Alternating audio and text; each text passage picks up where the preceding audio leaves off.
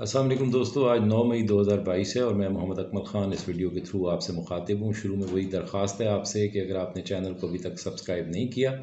तो सब्सक्राइब कर लीजिए ताकि हम आपस में कनेक्टेड रह सकें। दोस्तों, तारीख़ हमेशा लिखी जाती है, चाहे ताकतवरों के ज़माने में न लिखी जा सके, लेकिन बाद में तारीख़ अपना फ़ैसला सुनाती है और आइंदा आने वाले लोग उस फ़ैसले से सारे नतीजे अख़ज़ करते हैं। जब हलाकू ख़ान ने बगदाद पर हमला किया था तो बगदाद जो है अमन का गहवारा था, लेकिन उस आसूदगी के आलम में अब्बासियों के दौर में वहाँ छोटी छोटी बहसें उस दौर में तारीख़ हमें बताती है कि उनके ऊपर बड़े बड़े मुबाहिसे जारी थे, हर गली कूचे में जारी थे। वही आज पाकिस्तान का हाल है कि पाकिस्तान में इस बात पर बहस जारी है कि साजिश हुई है या मदाखलत हुई है, कैसे इस हुकूमत को गिराया गया है। लेकिन तारीख़ इन तमाम ताकतवर हलकों को जो आज के फ़ैसला साज हैं कभी माफ़ नहीं करेगी। बिल्कुल उसी तरह माफ़ नहीं करेगी जिस तरह अब्बासियों के उस दौर को, अब्बासियों के उन हुक्मरानों को तारीख़ ने माफ़ नहीं किया जिन्होंने पूरे बगदाद को और पूरी रियासत को इसलिए हार दिया कि उस वक्त वो गैर ज़रूरी मुबाहिसों में पड़े हुए थे और हलाकू ख़ान ने खोपड़ियों के मीनार तामीर कर दिए और दजला और फ़रात में खून की नदियाँ बहा दी।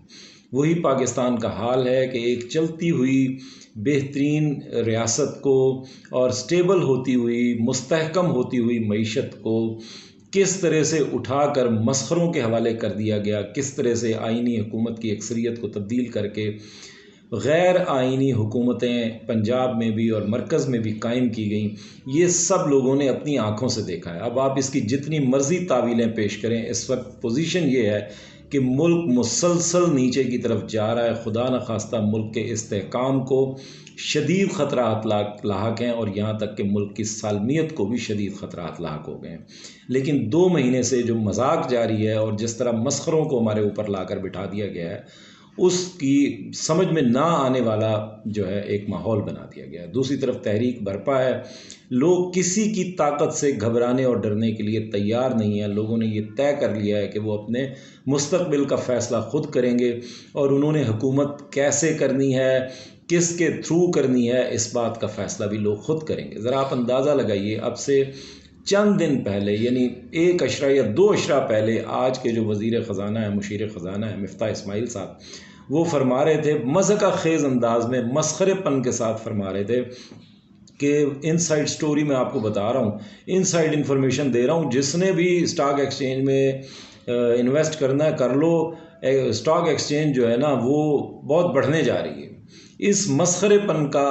अंदाज़ा, इस नादिर मसखरेपन का अंदाज़ा आप इस बात से लगा लीजिए कि इतनी छुट्टियों के बाद आज स्टॉक एक्सचेंज खुली है और स्टॉक एक्सचेंज में बढ़ना या गिरना किसी मईशत की कोई बहुत बेहतरी की अलामत कभी नहीं हुआ करता। वहाँ सट्टा होता है, स्पेकुलेशन होती है, लेकिन वो टेम्परामेंट को ज़रूर ज़ाहिर करता है, इदारों पर और हुकूमत पर एतमाद को ज़रूर ज़ाहिर करता है। अगर वो बहुत ज़्यादा गिरती है तो इसका मतलब ये है कि सरमायाकार का एतमाद बहुत ज़्यादा गिरा है, और अगर वो बढ़ती है तो इसका मतलब है कि सरमायाकारों का एतमाद जो है वो हुकूमती पॉलिसियों में बढ़ा है। अब ये जो इम्पोर्टेड हुकूमत आई है आते ही जो इन्होंने शुरुआत की है, ये भागते हुए सऊदी अरब गए हैं, यूएई गए हैं, आईएमएफ के पास गए हैं, बड़े बड़े ऐलान, चूँकि मीडिया के जगादरी बिके हुए हैं वो इनके हाथ में है, लिहाजा बड़े बड़े ऐलान किए गए। सऊदी अरब से $8 अरब का पैकेज आ गया और जनाब जो आईएमएफ है उसने भी रिन्यू कर दिया है पैकेज को, $2 अरब उसने भी बढ़ा दिए हैं, वो भी 8 अरब का पैकेज कर दिया गया है। सूरत हाल ये है कि डॉलर का रेट मुसलसल गिर रहा है, मुल्क की मईशत की हालत दिगर गूं है। इसके अलावा आप अंदाज़ा लगाइए कि मुल्क की, जो मैं कल की वीडियो में भी बात कर रहा था कि आउटलुक क्या है, इस वक्त हमारे मुल्क को कैसे देखा जा रहा होगा, जिस पर क्रिमिनल्स का कब्ज़ा हो गया है, जिसकी काबीना जो है उसके अंदर 60% से ज़्यादा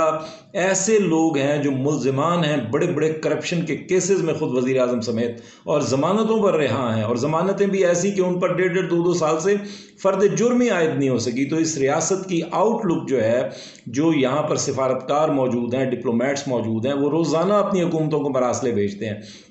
रोज़ाना बताते होंगे कि इनके साथ डील कैसे करना है, कौन लोग हुकूमत में हैं, इस हुकूमत के इस्तेहकाम का आलम क्या है, ये हुकूमत कब तक चल सकती है, इसमें जो डिफरेंट इदारों में बैठे हुए लोग हैं वो कौन हैं और कैसे लोग हैं, ये सारी हमारी आउटलुक बाहर जा रही है। रशिया को अंदाज़ा हो गया है कि ये कठपुतली हुक्मरान है, जिस तरह से इस रिजीम को चेंज किया गया। चाइना खुद बैक फुट पे जा चुका है, वो भी ये देख रहे हैं कि ये किस तरह का माहौल यहाँ पाकिस्तान में बना हुआ है। चाइना से जो हमने कमर्शियल लोन्स लिए हुए थे उनकी मुद्दत मार्च में ख़त्म हुई, जो मार्च में रीपे किए गए, और उन कमर्शियल लोन्स की खासियत ये होती है कि वो अप्रैल में ही हमें दोबारा वापस मिलने थे। चाइना ने वो कमर्शियल लोन्स भी रोक लिए हैं, यूएई ने टका सा जवाब दे दिया है, सऊदी अरेबिया ने कोई जवाब नहीं दिया, इनको खामोशी से टाल दिया है। आईएमएफ जो है वो अब इस बात पर मुसर है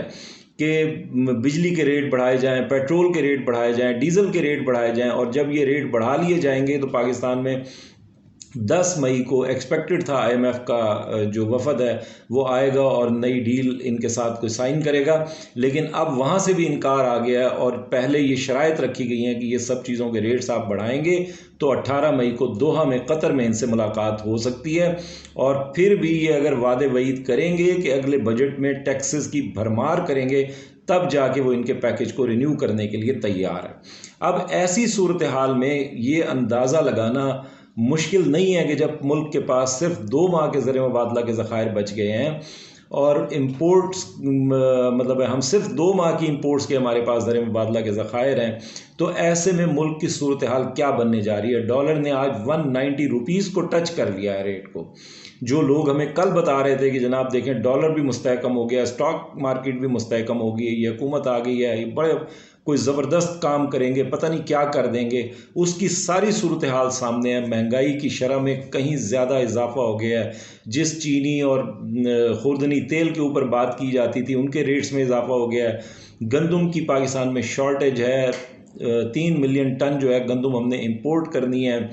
जो रशिया के साथ इमरान खान साहब डील करने जा रहे थे और 30% लेस पे वो मिलने जा रही थी हमें, रशिया से भी सारे मामलात को खोटा कर दिया गया है, ख़राब कर दिया गया है। जो गैस पाइपलाइन का मंसूबा है उसको भी खटाई में डाल दिया गया है। जो तेल की इंपोर्ट का रशिया से 30%